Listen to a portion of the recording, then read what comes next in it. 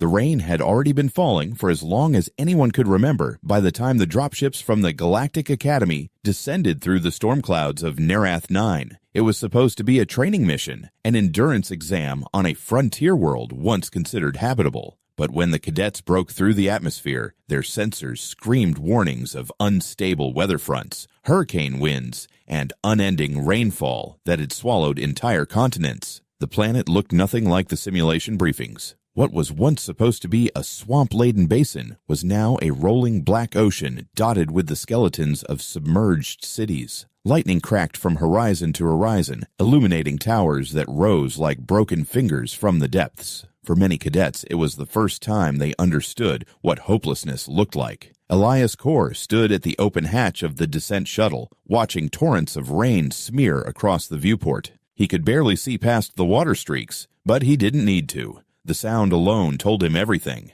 The rain wasn't a gentle drizzle. It was a living force, a constant roar that drowned out all other noise. The drops were heavy enough to sting through his flight suit. He had survived arid deserts, frozen tundras, and vacuum drills, but nothing prepared him for this. The sensation that the entire sky was collapsing in slow motion. When the shuttle landed on what the navigation system insisted was solid ground, the hull began to sink almost immediately. Within minutes, the cadets were standing knee-deep in dark water that smelled of rot and chemicals. The commanding instructor barked orders to unload the supply crates, but half of the drones malfunctioned before even touching the ground. The rain shorted their circuitry, and the cold made the battery cores flicker out. The alien cadets, some with scales, some with fur, others with translucent skin, moved frantically, trying to deploy waterproof shelters that wouldn't stay upright. The ground beneath them wasn't ground at all, but a mixture of sludge and sinking debris. Every attempt to stabilize a structure ended in collapse as the foundations gave way. Within an hour, the site turned into a swamp of scattered equipment and panicked voices. Elias worked in silence, his eyes following the horizon where faint ruins pierced the surface like the ribs of a drowned beast. The endless rain blurred the line between sky and sea. He realized quickly that waiting for rescue wasn't an option. The storm wasn't passing. It was the planet's new normal. He could see the others clinging to the hope that the Academy would call them back. But he knew better. This was the test. Survive in a world that didn't want them to exist. He adjusted the straps of his soaked uniform and started toward the nearest structure, what looked like a tilted skyscraper jutting from the waves. As he moved, the water reached his thighs, pulling at his legs with a suction that threatened to drag him down. He passed by a group of cadets from the Estral species, their wide, luminous eyes darting nervously as they tried to inflate a raft from synthetic polymer. The raft tore apart under its own weight. One of them screamed in frustration. Elias offered no words. He couldn't help them yet. His mind was occupied with finding higher ground, or something that resembled it. When he reached the half-collapsed tower, he found an emergency ladder, half-submerged. He climbed slowly, boots slipping on wet metal rungs, until he reached a landing several meters above the surface. From there, the view was worse and better, all at once. The storm stretched endlessly, a gray curtain swallowing everything. But from this vantage point, he could see fragments of buildings scattered across the flooded landscape. Each ruin could be a potential lifeline, if he could reach them. Below him, the other cadets were shouting, arguing, trying to decide who was in command now that their communications array had been fried. The instructor's voice was gone, swallowed by static. Elias crouched under a shattered concrete canopy and wiped water from his eyes. He opened the small personal pack that every cadet was issued. One thermal blanket, one multi-tool, a ration bar, and a flare gun. Useless in this situation. Fire wouldn't survive the rain. He remembered his grandfather's stories, old earth tales of fishermen who built entire homes on floating wooden rafts when rivers rose beyond their banks. Back then, humanity didn't have technology to control weather or terraform planets. They adapted by thinking sideways, not forward. He smiled faintly at the memory. Maybe that was what this world needed. Not another machine, but a mind that refused to sink. Hours passed with no sign of reprieve. The rain intensified, coming down in waves that slammed against the broken buildings like the fists of a god. The water level had already risen another half-meter since their arrival. Elias could see panic spreading among the cadets as their makeshift shelters collapsed one by one. Some species began to hyperventilate in the thick, oxygen-heavy air. Others tried to swim toward floating debris, but quickly tired in the strong currents. One by one, their spirits began to break. He could hear someone sobbing over the sound of thunder. Elias climbed higher, searching for anything useful left behind by the civilization that once lived here. He found remnants of metal walkways, snapped cables, and shattered glass panels. Inside a partially intact office floor, he discovered furniture wedged against a wall, soaked and half-floating. He pried loose a table leg, aluminum, lightweight, and tested its buoyancy in the water pooling on the floor. It floated. The idea was small, but electric. He could use materials like these to create platforms that stayed above the rising flood. By nightfall, the world below had become a sea of chaos. The cadets' landing zone had vanished beneath the surface, swallowed whole. He lit one of the emergency beacons and hung it from the edge of the tower, hoping the faint orange light would draw the survivors closer. Through the heavy rain, he could see silhouettes moving toward him, carrying what supplies they could save. Some climbed, others swam. No one spoke much. Words were useless in this storm. When the last group reached the platform, Elias counted 23 faces, soaked, shivering, eyes hollow. None of them were sure what to do next. Their food reserves were soaked, their communication arrays dead, and their navigation systems useless under the interference. The rain had erased the stars, and with them, their sense of direction. Elias looked down at the black, restless water and understood the cruel truth. This wasn't a temporary flood. The entire world was drowning.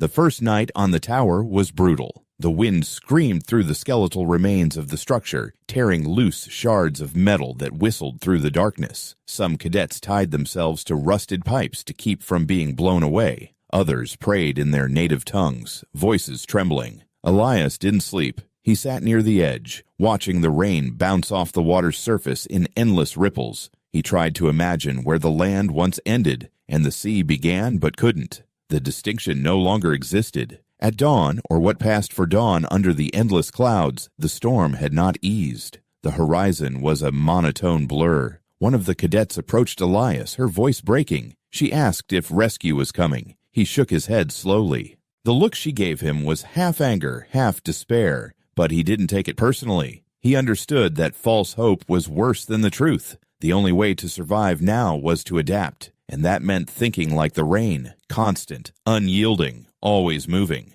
When the others began to argue about rations and leadership, Elias climbed to a higher vantage point and stared at the endless field of ruins stretching in every direction. Somewhere beneath that surface were materials, metal, glass, plastic, that didn't belong to the ocean. They were waiting to be used, waiting for someone to remember what humanity had always been capable of, building homes where none should exist. As he looked down at the shivering crowd below, something inside him hardened. He wasn't going to wait for the storm to end. The rain might never stop, but neither would he. That night, while the others huddled together for warmth, Elias began collecting debris from the upper floors, metal beams, hollow frames, anything light enough to drag. The rain drenched him, but he barely noticed. Every strike of lightning illuminated the dark water below, and he saw the glint of potential in it. The world was hostile, yes, but it was also full of resources if one knew how to look. When his fingers went numb and his body shook from exhaustion, he tied the gathered materials together with salvaged wire, testing their buoyancy again and again. Some pieces sank, others floated. He kept working until his vision blurred. When he finally stopped to rest, the outline of an idea had already formed in his mind, one that would require patience, precision, and courage that no storm could wash away. Tomorrow, he decided, he would show the others that the flood was not their enemy, but their foundation.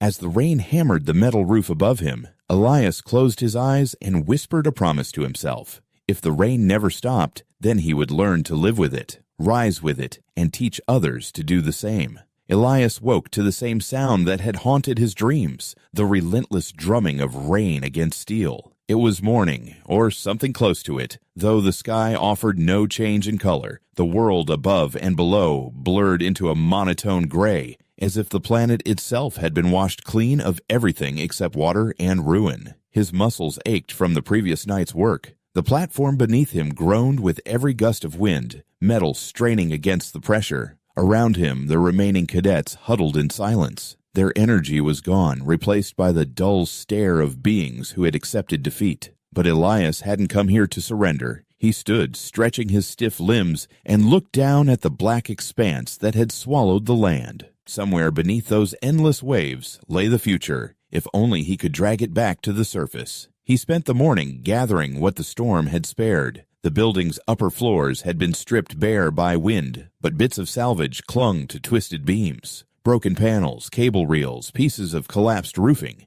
Anything that floated was precious. He tied one of the metal frames to a rope and lowered it into the water, watching how it balanced. It listed slightly, but didn't sink.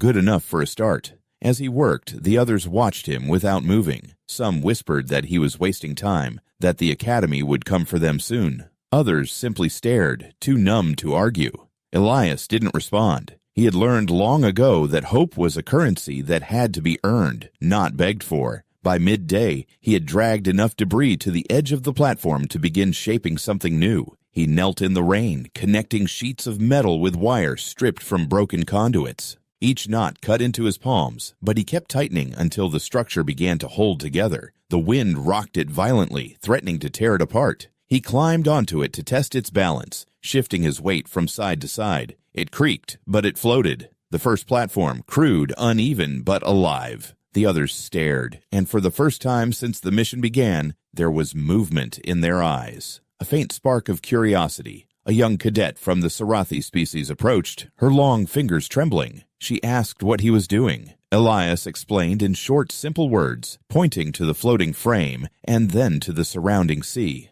"We build more," he said, his voice steady. "We connect them. We live above it." She frowned, her scaled brow furrowing. "It won't last," she muttered. He only smiled. "Neither will waiting." He worked until his fingers went raw, cutting and fitting, scavenging and testing. The rain blurred everything, turning the world into a watercolor of motion, but he kept his focus. When one section began to drift away, he dived after it, teeth clenched against the cold. The water burned his skin. It wasn't natural rainwater, but filled with chemical traces from centuries of industrial decay. He grabbed the loose frame and hauled it back, coughing as he climbed onto the platform again. The others looked on, uncertain whether to help or stay away. The Sarathi cadet finally moved, kneeling beside him to hold the next piece steady. That small gesture broke the silence that had gripped the survivors for days. By the time night returned, the first raft was complete. A crude, jagged construct of metal, plastic, and shattered memory. It was barely large enough to hold 6 people, but it was stable. Elias stood on it, his soaked uniform clinging to his skin, and shouted for the others to bring anything that could float. Reluctantly, they obeyed. Pieces of cargo crates, hollow tubes, even furniture torn from the ruined tower, all of it became material for expansion. What began as one platform turned into a network of connected frames, lashed together by cables and rope. The structure swayed with each wave but refused to sink. On the 3rd day of building, something unexpected happened. One of the cadets slipped while carrying a panel and fell into the water. Panic erupted, but before anyone could react, Elias jumped in. The current tried to pull him under, his boots catching on submerged debris, but he kept his grip on the cadet's wrist. The water around them frothed, cold and suffocating. With a final push, he dragged the cadet onto the raft, gasping for air. The others pulled them both to safety. The moment burned itself into their memory, one man refusing to let the flood claim another. From that point on, no one questioned his leadership again. As the floating base grew, Elias began to divide it into sections. One part was for shelter, tents made from waterproof fabric stretched over curved beams. Another was for storage, where salvaged supplies and scavenged food were kept. He even built a small corner for rest, using pieces of foam insulation as makeshift bedding. The others followed his lead, mimicking his techniques. Some used their natural abilities to improve his methods. One species with adhesive secretion sealed the joints between metal plates. Another, with electric glands, helped to fuse connections. The project evolved from a desperate experiment into a living system. The rain continued to fall without pause, but the floating platforms rose higher, linked in a chain that spread across the water's surface like a metallic lily pad. The once desperate cadets began to move with purpose again. They learned to navigate the swaying paths, balancing as waves rocked beneath them. Elias taught them how to test buoyancy. how to spot materials that would hold weight, how to secure ropes without tools. Each success fed into the next. Slowly, a rhythm formed, a rhythm that matched the rain's endless beat. One evening, while he was reinforcing one of the outer platforms, Elias noticed something glimmering beneath the surface. He lowered a pole and lifted a tangled mass of cables entwined with a transparent crate. Inside were packets of preserved protein paste, still sealed. He laughed aloud for the first time in weeks. The discovery changed everything. With food secured and shelter forming, survival no longer felt impossible. The cadets cheered, and for that single night, their voices rose above the sound of the storm. As days turned into weeks, Elias's floating structure began to resemble a true settlement. He used metal bars to build bridges between the rafts, connecting them into a web. He assigned shifts to monitor stability and gather new materials from submerged ruins. Every addition made the base stronger, wider, and safer. The once terrified cadets now looked to him for guidance, not orders. He never claimed authority. He earned it through sweat and persistence. But the planet wasn't done testing him. During the 5th week, a windstorm swept across the flooded plains, smashing waves against the platforms. One of the rafts broke loose and drifted away, with 2 cadets clinging to it. Elias didn't hesitate. He grabbed a coil of cable and dove into the chaos. The current tossed him like a rag doll, waves blinding him with sheets of water, but he pushed through until he reached the drifting raft. He tied the cable around a beam and signaled for the others to pull. The combined strength of the group hauled the raft back inch by inch until it rejoined the main structure. The moment cemented their unity. From then on, the floating settlement wasn't just his creation, it was theirs. After the storm passed, Elias sat on the central platform, staring into the endless rain. His hands were blistered and scarred, but his mind burned with new ideas. The floating platforms had worked, but they were still crude. If they wanted long-term survival, they would need more than rafts. They would need a community that could grow with the flood. He began sketching plans in the wet dust, using a shard of metal as a stylus. He envisioned multi-layered rafts, each connected by flexible joints, allowing them to rise and fall with the waves. There would be areas for sleeping, areas for food storage, and, if possible, a place to collect and filter rainwater. As he worked, the Sarathi cadet sat beside him, watching quietly. She asked why he didn't rest. He didn't look up. "Because the storm doesn't rest," he said softly. She smiled faintly, understanding his answer better than words could explain. By the time the next dawn broke, the second phase of his plan had begun. The first floating platform had given them survival. The next would give them life. Elias looked out over the rain-swept expanse and saw potential instead of despair. The water was no longer an enemy. It was a canvas waiting to be shaped by human hands. And for the first time, the others believed it too. The endless rain might have drowned the planet, but it had also revealed something deeper, that the will to adapt was stronger than any storm. The rain had long since ceased to be a sound Elias noticed. It was part of the air now, part of his breathing, a rhythm that pulsed through every fiber of the floating village he had built with his hands. Weeks had blurred into months, and yet the storm never broke. The gray sky hung low over the water, the horizon dissolving into mist, and the only color that remained in this world was the dull metallic reflection of light rippling across the surface. But the village was alive. What had started as a patchwork raft of salvaged debris had become a sprawling network of interconnected platforms, each one buoyed by hollow crates, metal drums, and sealed polymer sheets scavenged from the ruins below. The floating base rose and fell with the waves like the breathing of a giant creature. It was no longer a temporary shelter, it was home. Elias stood at the edge of the central platform watching the Sarathi cadet. Her name was Lyra, teach others how to secure a new section. Her hands moved with confidence now, her scaled fingers gripping the wet ropes as she tied a reinforced knot. The others followed her lead. It made him proud to see them working not out of fear, but from understanding. They had learned to live with the rain rather than against it. Above them, water poured through makeshift gutters into collection barrels lined with filtration membranes. It was crude engineering, but it worked. For the first time, the group had a source of clean drinking water that didn't make them sick. Below the floating decks, the ocean teemed with life. When the flood first swallowed the planet, it had carried with it remnants of old ecosystems, plants, microorganisms, and strange aquatic creatures that had adapted to the endless storm. The cadets had started noticing ripples at night, small flashes of movement under their platforms.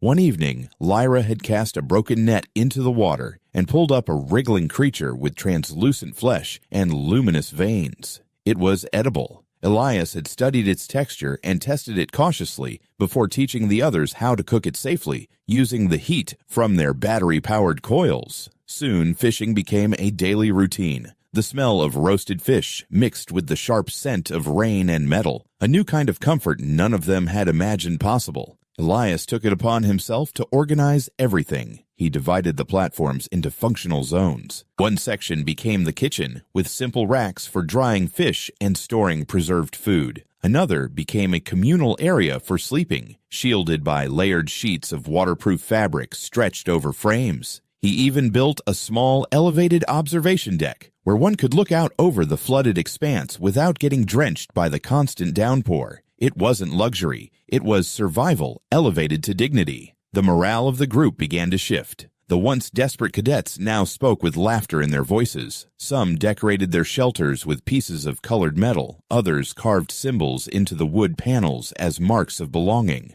The floating village had become more than a survival base. It had become a community. Elias observed it all quietly, satisfied, but never still. His mind never stopped searching for improvements. The rain was unending, and with it came erosion, decay, and danger. Every structure on the water needed constant repair. Every rope, beam, and seal had to be checked daily. One afternoon, while inspecting the outer edge of the village, Elias noticed something strange in the distance, a dark shape drifting toward them. At first, he thought it was a collapsed building, another ruin loosened by the currents. But as it came closer, he saw flashes of movement. It was a small craft, overturned and half submerged. He called out for help, and Lyra joined him with two others. Together, they paddled out using metal planks as oars. When they reached the craft, they found 3 survivors clinging to its hull, cadets from another unit that had gone missing weeks earlier. Their eyes were hollow, their lips cracked from dehydration. Elias helped them onto the raft and guided them back to the main platform. That night, the newcomers told their story. Their camp had been swept away during a storm surge, and they had spent days drifting, living on rainwater and scraps. They had believed no one else survived. When they saw lights through the storm, the faint glow of Elias's floating village, they had thought it was a hallucination, but it was real, and it saved them. Their arrival changed everything. News spread quickly across the ocean through distress signals and faint radio bursts. Within weeks, more stranded cadets appeared, drawn by the sight of the floating lights in the endless rain. Elias's small settlement grew into a colony. Expansion came with new challenges. The platforms groaned under the added weight, and food became scarce again. Elias adapted by extending the fishing systems. He and Lyra designed underwater traps that used sound vibrations to lure fish into nets made from reconfigured drone mesh. The catch increased, and the colony stabilized once more. He also began experimenting with growing edible algae inside floating containers, using nutrient-rich runoff collected from the rain. It was a slow process, but it showed promise. The human mind was built to find solutions, and on Nerath 9, Elias proved it again and again. One evening, as the storm momentarily lightened to a soft drizzle, Elias sat near the edge of the platform, watching the reflection of lightning dance across the water. Lyra approached carrying a small metal pot of warm broth. She handed it to him without speaking. For a long time, they both watched the horizon in silence. Then she asked him what kept him going. He stared into the mist and answered simply, "Because the rain hasn't beaten me yet." She nodded, her gaze steady, and replied, "It never will." Their quiet moment was interrupted by a sudden splash near the far end of the village. A shout followed. Elias dropped the pot and ran toward the noise. One of the outer rafts had been breached. Something massive had struck it from below. The platform tilted sharply, and water gushed over its surface. Without hesitation, he grabbed a cable and leaped onto the tilting structure, shouting for others to secure the lines. The creature that caused the damage surfaced for a brief moment, a massive fish-like animal with armored scales, drawn to the vibrations of the floating colony. Its bulk threatened to tear apart everything he had built. He signaled Lyra to throw a flare into the water, its sudden brightness startling the creature. It dove, vanishing into the black depths. The danger passed, but the damage was severe. The incident reminded everyone that the flood was still alive and hungry. Elias worked through the night to repair the breach. His hands bled from handling jagged metal, but he didn't stop. By dawn, the raft was stable again.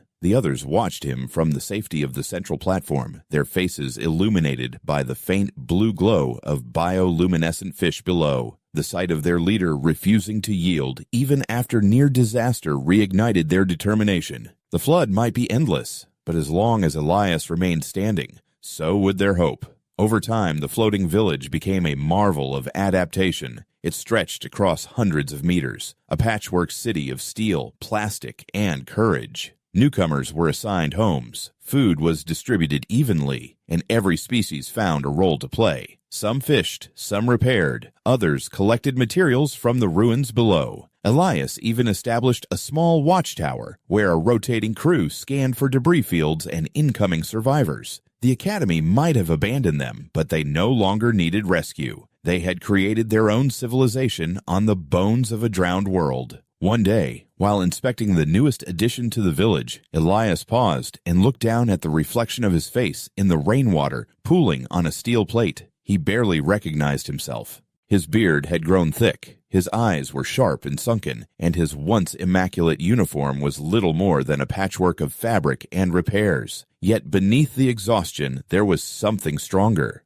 purpose. He wasn't merely surviving anymore, he was living. As night fell again and lightning lit the horizon, Elias walked along the swaying bridges of his floating city. The rain poured endlessly, but now its sound no longer felt like an enemy's drum. It was a heartbeat, a steady rhythm that matched his own. He looked out over the endless sea of gray and whispered to himself, "We are still here." The words vanished into the storm, but the truth remained. The rain had never stopped, but neither had humanity. The storm had become their calendar. Each day, each week, each passing month was measured not by sunlight or stars, but by the rhythm of rainfall, soft drizzles, violent downpours, and the rare pauses that allowed the water's surface to shimmer like glass. The floating colony that had once been a handful of makeshift rafts now sprawled across the horizon, a network of shimmering decks and linked structures that swayed in perfect unison. From above, it must have looked like a fragile constellation of light adrift in the endless gray ocean.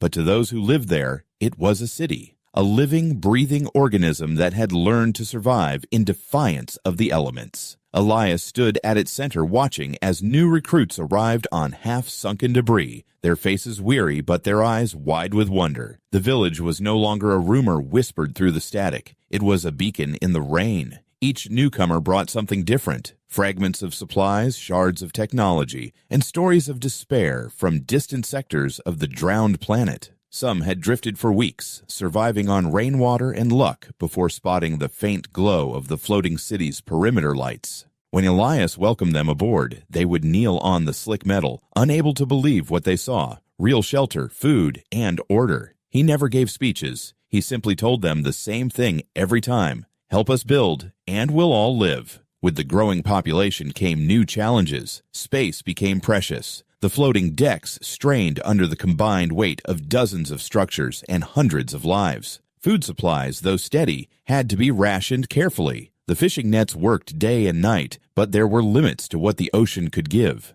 Elias spent long nights studying maps drawn by scouts who ventured across the flooded ruins. He realized the colony needed expansion not outward, but upward. The idea struck him one stormy night as he watched the waves batter the lower rafts. If the flood was endless, then survival meant learning to rise above it. He began designing multi-level platforms, stacked decks made from reinforced materials scavenged from submerged skyscrapers. The top layers would serve as living quarters, the middle as food storage and workspaces, and the lowest for fishing and maintenance. It was dangerous work, as divers had to plunge deep into the ruins where visibility was near zero and currents could rip a man away in seconds. Still, volunteers lined up for the dives. Under Elias's leadership, the colony had found something stronger than survival. It had found purpose. Lyra led the diving teams, Her species' lungs could filter oxygen from water for short periods, making her invaluable underwater. She and her team would vanish beneath the surface for hours at a time, tethered by cables to the main structure. When she returned, her arms would be filled with salvaged materials, pipes, rods, panels, that became the bones of the new construction. Elias coordinated from above, tracking every team and ensuring no one was lost to the abyss. He had learned to read the storm's moods, to sense when the water was safe enough for dives, and when it was ready to devour anything in its reach. As the new levels took shape, the colony began to change. The first tower rose from the center platform, its upper deck piercing through the low-hanging clouds like the mast of an ancient ship. From that height, the view stretched endlessly, an unbroken sea of rain and reflection. For the first time, the colonists could see beyond the storm's veil, glimpsing flashes of distant lights that hinted at other survivors. The sight filled them with both hope and fear. If others had endured, would they join this new way of life or threaten it? Elias understood that with growth came risk. The floating city had become valuable, not only to those who lived on it, but to anyone still struggling on the flood. He began organizing patrols, small teams who guarded the perimeter and kept watch for approaching vessels. At first, the duty seemed unnecessary, but one night, during a thunderstorm so fierce that the waves rose taller than the towers, a distress signal reached them from less than a kilometer away. A nearby group had built their own smaller raft settlement, but their foundations were collapsing. Without hesitation, Elias ordered the patrol to assist. He took the lead himself, guiding a team through the roaring waves until they reached the failing structures. What he found there was chaos. The survivors were starving and desperate. Their rafts were falling apart, held together by worn cables and desperation. When he offered to bring them to safety, some accepted immediately, but others, driven by fear, attacked his team, believing that resources would run out once merged. The confrontation was brief and brutal. Elias disarmed one attacker, using the blunt edge of a salvaged pipe to knock him aside. The rain hid the blood as it mixed with the floodwater. When it was over, he brought the wounded and the willing back to the floating city, leaving the others to their fate. It was a harsh lesson for everyone. Compassion alone could not sustain survival. After that night, the colony adopted new rules. Every new arrival was screened and assigned a role before joining. No one lived as a bystander. Every person had a task. Some built, some fished, others maintained the growing network of platforms. The city thrived under this order, expanding in both size and sophistication. Wind turbines were built from salvaged engines, providing steady power. Rain collectors and filters lined the upper decks. Even art began to appear. Murals painted from algae dyes on waterproof panels, depicting scenes of Earth, the home most had never seen. Elias rarely rested. His mind never allowed him peace. The floating city was a miracle, yes, but it was also fragile. One structural failure, one disease outbreak, one mutiny could end everything. He worked late into every night, pacing across the upper decks, adjusting plans, testing cables, and checking on the hydroponic experiments that now grew leafy greens in nutrient-enriched containers. Lyra would often find him there, soaked to the bone, eyes burning with exhaustion. She'd scold him softly and force him to eat, but even she knew there was no stopping him. He had become part of the storm, a man of water and will, unable to stand still. Then came the day that changed everything. During a dive into one of the deeper ruins, Lyra's team discovered something extraordinary, a functioning reactor core buried in the flooded remains of an energy plant. It still emitted faint radiation, but with careful shielding, it could provide power to the entire colony for years. When she surfaced, trembling with cold and triumph, Elias understood what it meant. For the first time, they could harness consistent energy, no longer bound by dwindling batteries or salvaged generators. The recovery operation took days. Divers sealed the reactor in a reinforced container and raised it using flotation balloons made from patched polymer. When it finally breached the surface, glowing faintly through the storm, the entire colony gathered to watch. The light that came from it wasn't the harsh glare of lightning. It was steady, golden, and alive. Elias ordered the engineers to install it beneath the central platform, anchoring it to the city's heart. When the power coursed through the circuits for the first time, the village lit up like a sunrise on a dead world. Every platform, every home, every tower shone against the endless rain. That night, the colony celebrated. Music echoed from metal walls, drums beaten on barrels, voices singing in a dozen alien languages. Elias stood at the highest platform, looking down at the glowing expanse below. The rain fell harder than ever, but it no longer felt oppressive. It felt like applause. The world was acknowledging what humanity had done. It had taken despair and turned it into light. Lyra joined him, her eyes reflecting the shimmer of the lights below. She asked him if he believed the storm would ever end. He looked out into the mist and shook his head. "It doesn't need to," he said quietly. "We've already learned how to live inside it." The wind carried his words across the water, where laughter and music merged with thunder. The storm raged on, but it no longer ruled them. The rain had become part of their identity, a constant companion, a reminder of what they had overcome. The floating city had started as a refuge, but under Elias's guidance, it had become something greater, a symbol of endurance, of life reborn from the flood. And though the rain still fell without end, the people of Nerath 9 had finally learned to stand above it, illuminated by the light of their own creation. The colony's light glowed across the endless flood like a second sun, a beacon that could be seen for kilometers through the thick mist. What had once been a fragile cluster of rafts now stood as a living city, a floating network of towers, bridges, and platforms powered by the steady pulse of the reactor Lyra's team had raised from the depths. The rain still fell without mercy, but it no longer frightened anyone. The people had learned its rhythm, its moods, and its lessons. It washed their fears away, cleaned their wounds, and reminded them that persistence could shape even the harshest world into something resembling peace. For the first time since the mission began, Elias allowed himself to believe in permanence. The storm would not end, but perhaps it didn't need to. Life had found a way to thrive beneath it. Each morning began with the sound of water dripping through the gutters into filtration tanks and the soft clang of tools against steel. The colony moved with a pulse like the steady breathing of an organism. Children born during the flood years played on suspended bridges, laughing as the rain soaked their hair. Farmers tended to floating gardens where algae, moss, and rain-fed vegetables grew in nutrient-rich containers. Fishermen, once cadets from distant worlds, now lowered nets into the dark water with patience earned through survival. The floating city was no longer a temporary shelter. It was a civilization. Elias had become its heart, though he never sought titles or praise. He was simply the human who built. The aliens who once looked to him for guidance now worked beside him as equals, each contributing to the harmony of the colony. He had taught them how to build, but in return, they had taught him how to belong. At night, he would walk the elevated decks, his boots echoing softly against the wet metal as he looked out across the glowing platforms.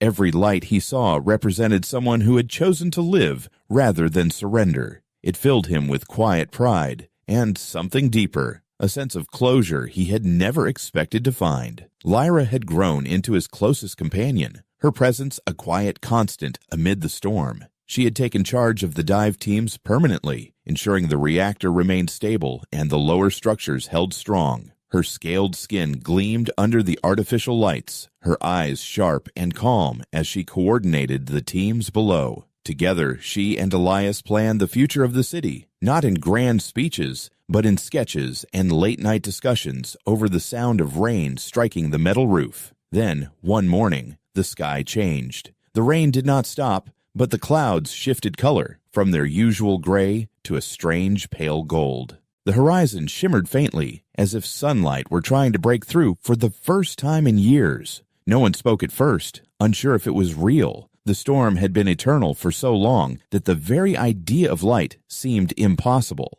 Elias climbed to the highest tower and stared out over the flooded world. For the first time, he could see the curvature of the horizon clearly. No fog, no shadows, just a faint, unfamiliar brightness. The air smelled different too, less metallic, more alive. The change stirred something in him. The colony had thrived under the rain, but perhaps this was nature's way of asking if they were ready for the next step. He called for Lyra and the other leaders to meet. Together, they discussed expanding beyond their current boundaries, sending expeditions across the sea to search for new lands, or at least remnants of higher ground. It was a risk, but so had everything else they had done. Elias decided to go himself. He had led the creation of this floating world. Now he would lead its exploration. Preparations took several days. A vessel was built, larger than any raft before, equipped with sails woven from polymer sheets and powered by a combination of wind and electric turbines. The people gathered on the decks to watch its completion. Children pressed their faces against the railings, whispering about what might lie beyond the endless horizon. Lyra watched silently as Elias inspected the ship's systems, his expression calm but distant. When she finally spoke, her voice was low.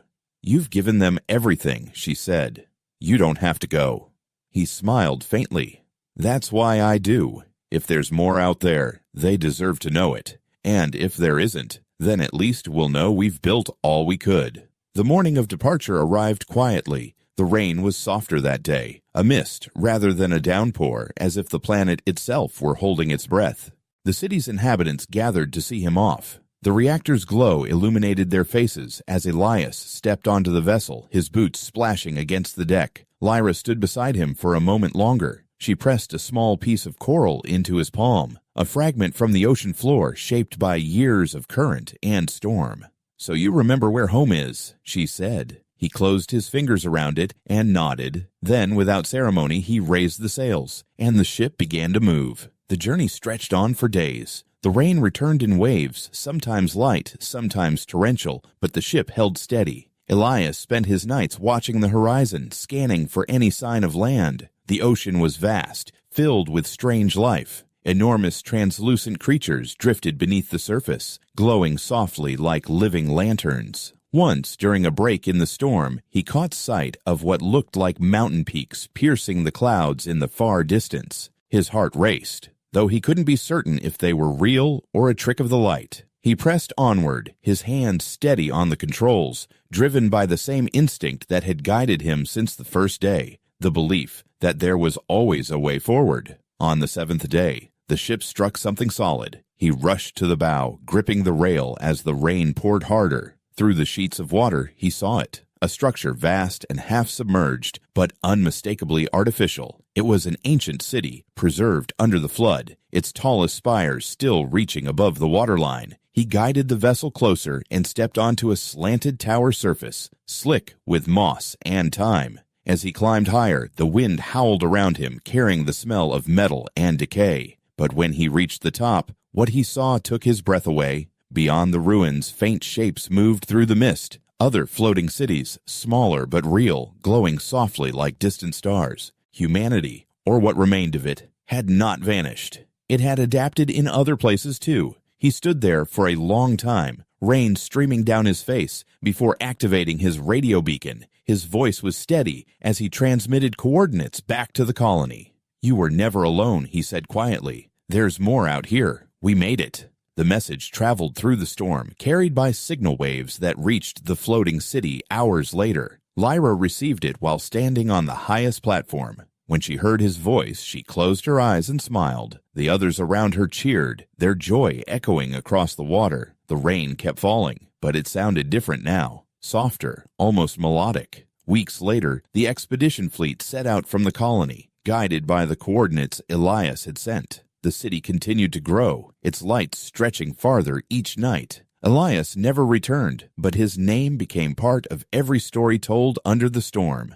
The children who had grown up on the floating decks learned his history not as legend, but as truth, the story of a man who refused to drown and instead taught an entire world how to live above the flood. Years passed, and the colony expanded until it joined with others, forming a chain of floating civilizations across the drowned planet. Together, they rebuilt the map of Nerath 9, one platform at a time. The rain never stopped, but no one feared it anymore. It was part of life, a reminder of endurance and unity. In the heart of the original colony, beneath the reactor's steady glow, stood a small statue carved from reclaimed metal, a man holding a rope in one hand and a piece of coral in the other, gazing toward the horizon. At his feet, an inscription read, "He taught us to rise." And above it all, the rain fell ceaselessly, not as punishment, but as memory. A rhythm that marked the passing of generations, a song that whispered the truth Elias had lived by. The storm could last forever, but so could the will to build within it.